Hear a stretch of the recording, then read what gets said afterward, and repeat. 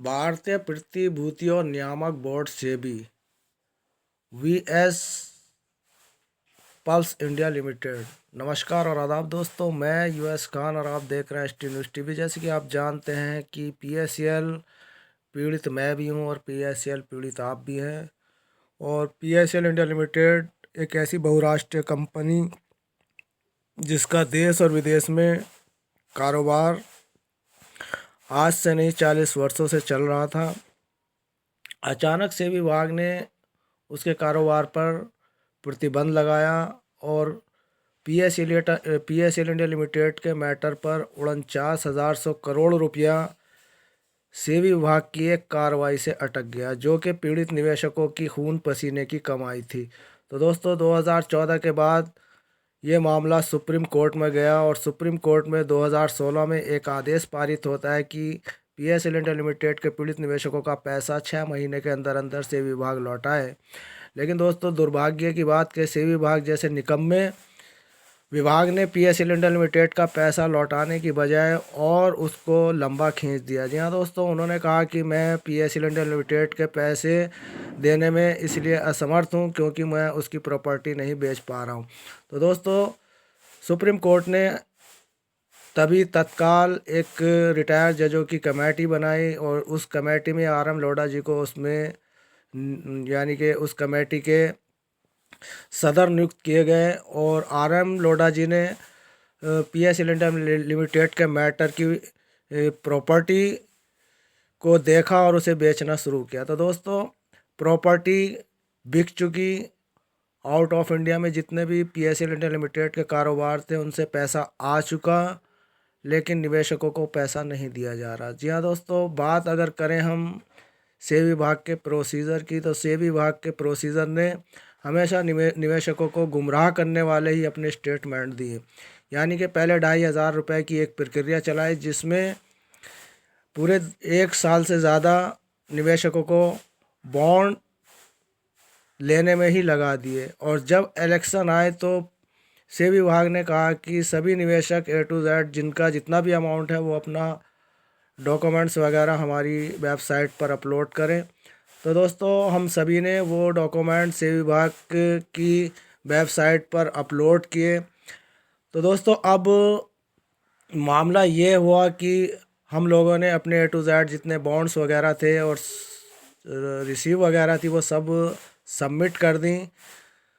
फिर भी निवेशकों को पैसा नहीं मिल पाया। तो निवेशकों से फिर एक स्टेटमेंट सेबी विभाग का आया कि आपके बॉन्ड्स वगैरह भरने में, यानी कि जो आपने ऑनलाइन प्रोसीजर भरा है, निवेशकों ने अपने बॉन्ड्स वगैरह की जो कैप्चे थे उनको कुछ गलत कर दिया, उनको सही कर लें। उसको लेकर 3 महीने का टाइम दिया, 3 महीने और आगे बढ़ाए। इस तरीके से 1 साल और आगे बढ़ा दिया। तो यानी कि 2016 से चलता हुआ मैटर 2020 में आ गया। यानी कि 2020 में वो प्रक्रिया ख़त्म हो चुकी, जो निवेशकों के बॉन्ड्स में जो त्रुटियां थी वो दूर हो चुकी। उसका टाइम भी 31 अक्टूबर को ख़त्म हो चुका। तो दोस्तों, अब कहने का मतलब यह है कि जो काम कुछ महीनों में होना चाहिए था वो कई साल लग चुके। यानी कि 2016 वो 2013 और 14 में तो कंपनी को बैंड किया गया और जभी से निवेशकों का पैसा इसमें अटका हुआ है। आज 2020 से 21 आने वाला है। तो दोस्तों, 8 साल तो पहले ही हो चुके और अब पूरा 1 दशक और हो जाएगा। लेकिन निवेशकों का पैसे मिलने का कोई समाधान सेबी विभाग के पास है, लेकिन वो सही तरीके से निवेशकों को पैसा देना नहीं चाहता। वजह है कि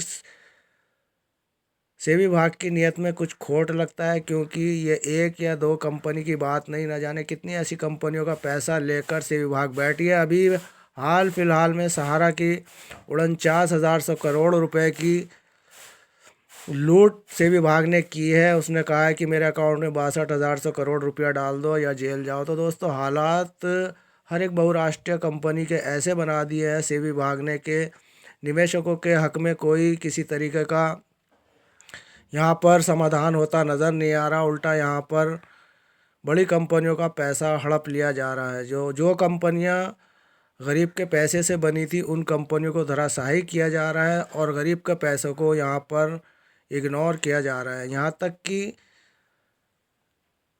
अगर बात हम नरेंद्र मोदी जी की करें तो नरेंद्र मोदी जी भी इस मामले में कोई संज्ञान नहीं लेते, क्योंकि उनका कहना है जो भी सेवी विभाग कर रहा है वो बिल्कुल ठीक कर रहा है। तो सेवी विभाग को शह देने वाली ये सरकार है, और सरकार क्या चाहती है ये आप लोग अच्छी तरीके से जानते हैं। सरकार को चाहिए पैसा, और पैसा इन्हें ऐसे ही स्रोतों से मिलता नज़र आ रहा है, क्योंकि आउट ऑफ इंडिया या यूँ कहिए कि स्विट्ज़रलैंड में जो काला धन लाने की वकालत हमारे पीएम नरेंद्र मोदी जी करते थे, वो उनकी बिल्कुल नकार दिया गया है। क्योंकि स्विट्ज़रलैंड के जो खाते हैं, जो वहाँ पर काला धन बताया जाता है कि वहाँ पर काला धन भारतीयों का जमा है, उसको लाया जाएगा, लेकिन दोस्तों उनसे एक फूटी कौड़ी भी भारतीयों की काले धन की नहीं लाई गई। अलबत्ता ये ज़रूर हुआ, जो गरीब निवेशकों का पैसा यहाँ पर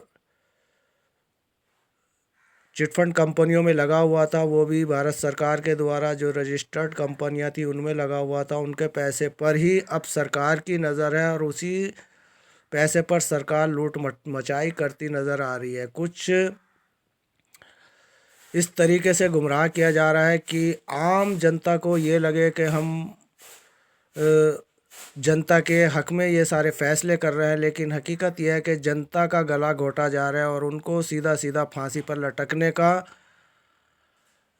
जी हाँ दोस्तों, उनको सुसाइड करने का यहाँ पर एक ऐसा तांडव इन्होंने उनके सामने खड़ा किया है कि निवेशक अपनी मौत मरने के लिए यहाँ पर मजबूर हैं, खास करके एजेंट लोग, जिन्होंने लोगों का करोड़ों अरबों रुपया इन कंपनियों में लगवा दिया। आज वो पैसा कहाँ से दें? अपने आप को बेच कर भी वो निवेशकों का पैसा नहीं दे सकते। हालात बहुत अच्छी तरीके से ये सरकार जानती है, लेकिन गोद मीडिया को अपनी जेब में रखकर इन सब मैटरों को इग्नोर कर दिया जाता है। कहीं से कहीं तक गरीब निवेशक के आत्महत्या करने की कोई न्यूज़ गोद मीडिया नहीं देती। कभी इन कंपनियों के साथ जो अन्याय सरकार ने किया है उन पर कभी कोई डिबेट नहीं बैठती। हालात देश के अंदर के बहुत गंभीर हैं। अब दोस्तों, पल्स निवेशकों का 49,100 करोड़ रुपया राम भरोसे पर ही इस वक्त अटका हुआ है, क्योंकि यहाँ पर से विभाग पैसे देने के प्रोसीजर के नाम पर केवल निवेशकों को छल रही है। अब वो प्रक्रिया भी ख़त्म हो चुकी, जो प्रक्रिया से विभाग ने चलाई थी कि आपके बॉन्डों में कोई कमियां हैं तो उन्हें दूर कर लीजिए, वो प्रक्रिया भी ख़त्म हो चुकी। अब से विभाग कोई स्टेटमेंट नहीं दे रहा है, क्योंकि हम यहाँ पर से विभाग के स्टेटमेंट के इंतज़ार में है कि अब कौन सी प्रक्रिया नई हमारे सामने चलेगी। तो दोस्तों, प्रक्रियाएं अभी बहुत हैं, जिन प्रक्रियाओं पर से विभाग को अभी और काम करना है, जैसे कि हम लोगों के बॉन्ड ऑफिस में जमा है, वो बॉन्ड भी हमें अभी, वो रसीदें अभी तक हमारे पास पड़ी हैं ना, उसके लिए कोई से विभाग ने इस तरह का कोई स्टेटमेंट दिया कि जिन निवेशकों के बॉन्ड ऑफिस में जमा है वो भी अपना पर्ची वगैरह जो वहाँ से रिसीव मिली है वो हमारे पास अपलोड करें या भेजें। ऐसा कोई प्रोसीजर अभी तक सामने नहीं आया। दूसरा, जो निवेशक मर गए हैं उनके नॉमिनेशनों को पैसा कब और कैसे मिलेगा, इसका भी अभी तक कोई अपडेट से विभाग देना नहीं चाहता। तीसरा, वो जो लड़कियों की शादी हो चुकी है, आज उन निवेशकों के सामने भी परेशानी है, उनकी उन लड़कियों के आगे वाइफ ऑफ लग चुका है, उनका पैसा भी अभी तक नहीं मिला।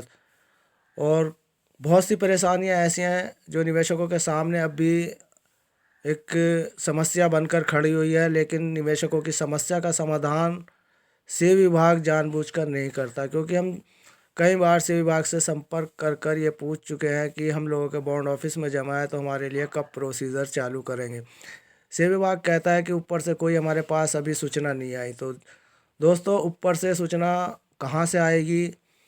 ये सूचना सरकार की तरफ से आएगी। सरकार जो फैसला लेती है वही से विभाग हम लोगों तक पहुंचाता है, और से विभाग इस वक्त मौन अवस्था में है, क्योंकि अब प्रोसीजर के नाम पर कुछ इस वक्त नहीं हो रहा। ना तो किसी वेबसाइट पर से विभाग की कोई डॉक्यूमेंट अपलोड किए जा रहे हैं, ना किसी तरह की पैसे देने का कोई प्रोसीजर हमारे सामने दिखाई दे रहा है कि बड़े निवेशकों का पैसा मिलना शुरू हो गया।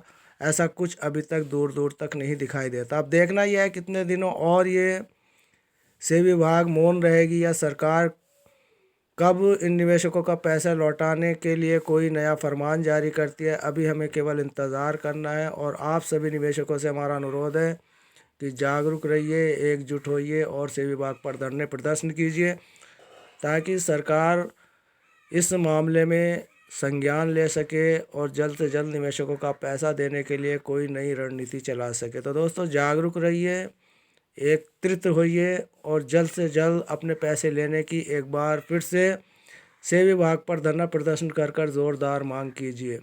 धन्यवाद। जय हिंद, जय भारत, वंदे मातरम।